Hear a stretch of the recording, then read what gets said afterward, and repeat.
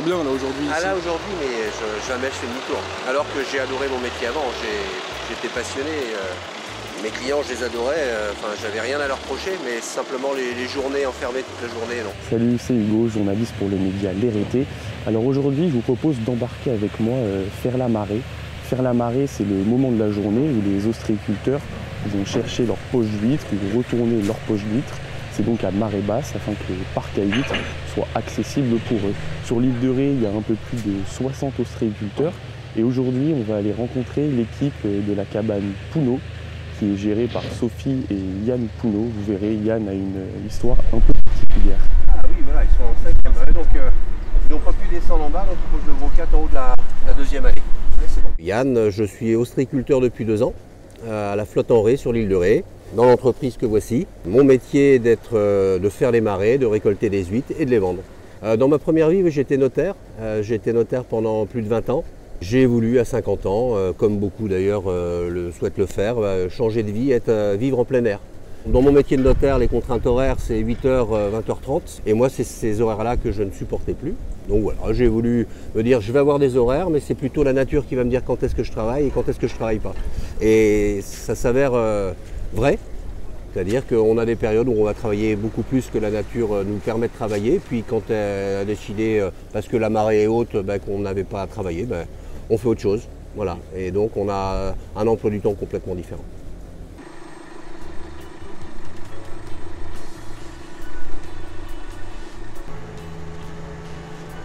Si les vents sont de sud, on se retrouve avec une mer qui ne coule pas non plus, pression atmosphérique. Et puis les vents ne sont pas dans le bon sens.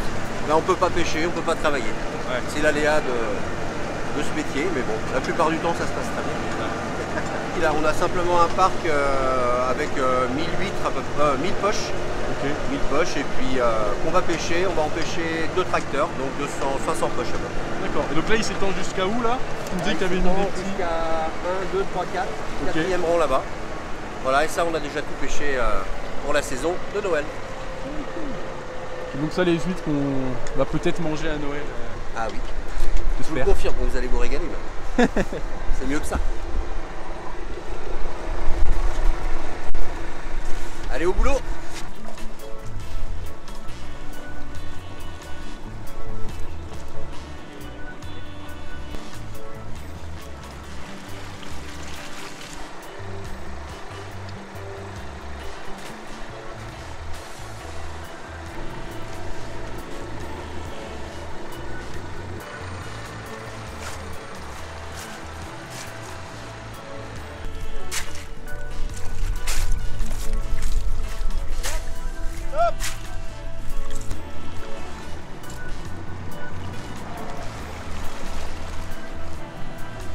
Une huître comme ça, on va avoir 3 ans.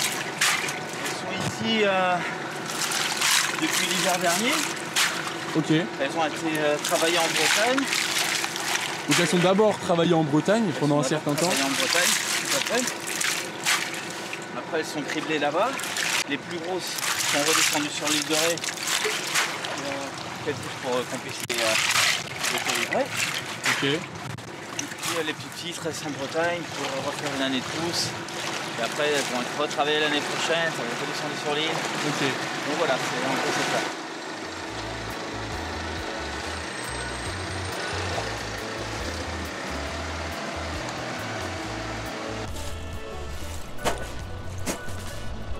Est-ce qu'il y a 4-5 ans, tu te voyais, quand tu te serais vu ici, là, à ramasser les huîtres en plein mois de décembre? Oui, non, il y a 4-5 ans, non. Il y a 4-5 ans, non, mais je réfléchissais déjà à travailler en extérieur. Voilà. Salut! Une grande famille. Donc, non, je réfléchissais déjà à travailler à l'extérieur, soit à la campagne d'ailleurs, soit à la mer, mais ouais, principalement à la mer. J'encourage vraiment tous ceux qui veulent passer ce genre de cap à le faire parce que il faut le faire. On est fiers de soi et puis on repart pour une deuxième vie, quoi. Une vraie deuxième vie. Donc il faut le faire. Voilà.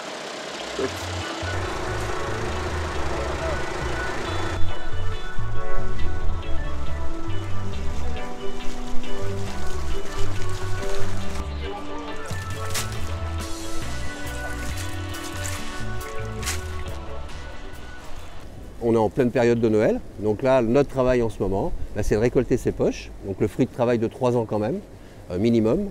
De récolter ces poches et de les calibrer, de les trier et d'en faire des bacs ou des bourriches pour vendre aux clients.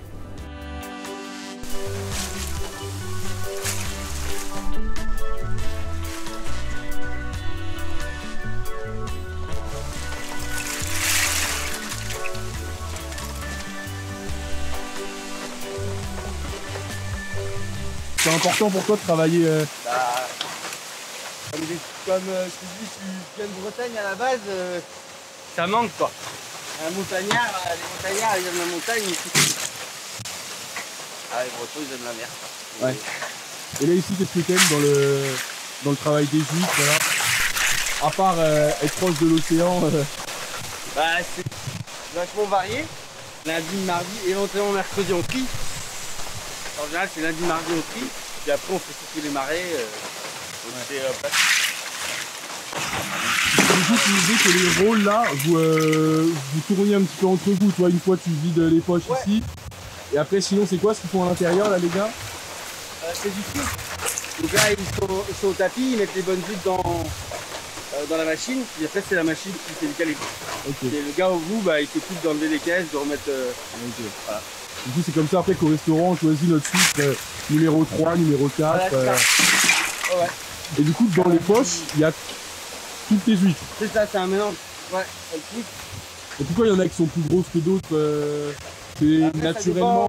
Ça dépend où on les place sur le. Ça dépend des parcs. Okay. Tous les parcs se valent pas.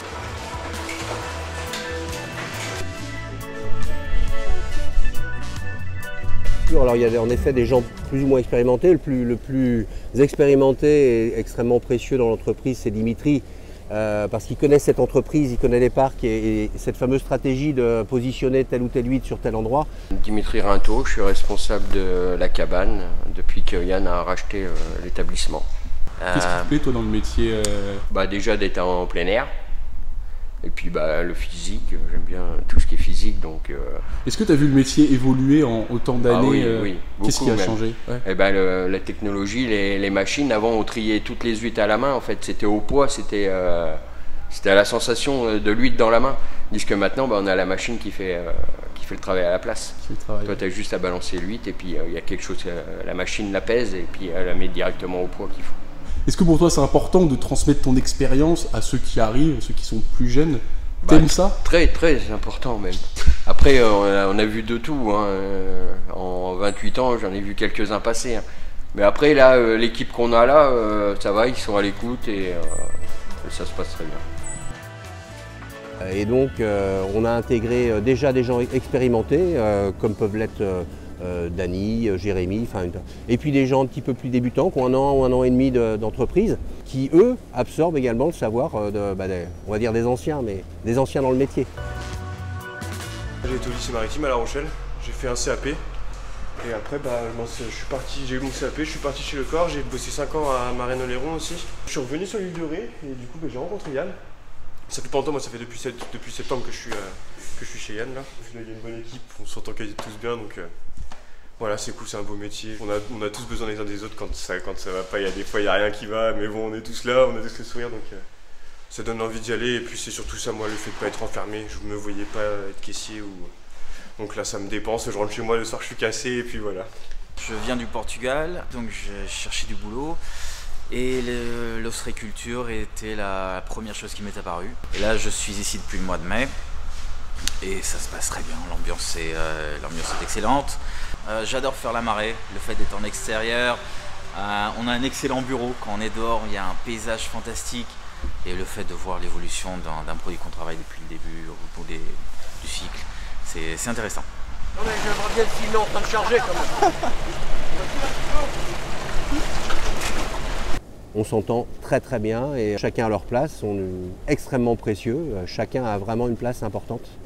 On dit que personne n'est indispensable, c'est vrai, même moi, mais on s'organise pour avoir une autonomie dans la gestion de l'entreprise, pour que s'il y en a un qui est là, pas là, les aléas de la vie, l'entreprise continue d'avancer. Je suis persuadé, de par mon expérience passée, qu'on peut travailler tranquillement, sereinement, et avoir un rythme de travail qui est quand même soutenu et qui nous permet de produire et d'obtenir le résultat qu'on souhaite. La reconversion, c'est jamais facile. On y laisse des plumes. T'imagines bien qu'entre mon métier d'avant et ce métier-là, il y a beaucoup de choses qui ont changé, donc il faut assumer ce choix-là. Il y a zéro regret. Mais donc il faut que chacun qui a envie de faire le pas, et j'en entends tellement parler, fasse le pas. Et je sais que c'est pas facile, mais il faut avoir un petit grain de folie pour y aller quand même.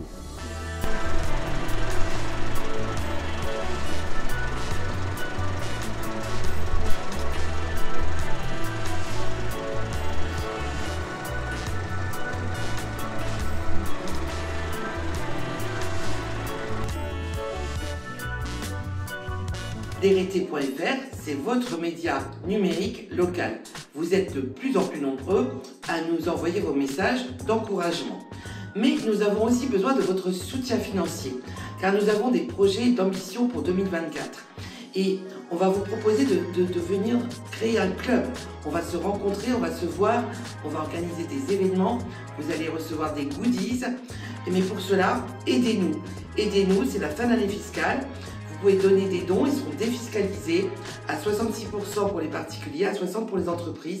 Pour cela, il suffit de se connecter sur www.les-reté.fr. Je compte sur vous.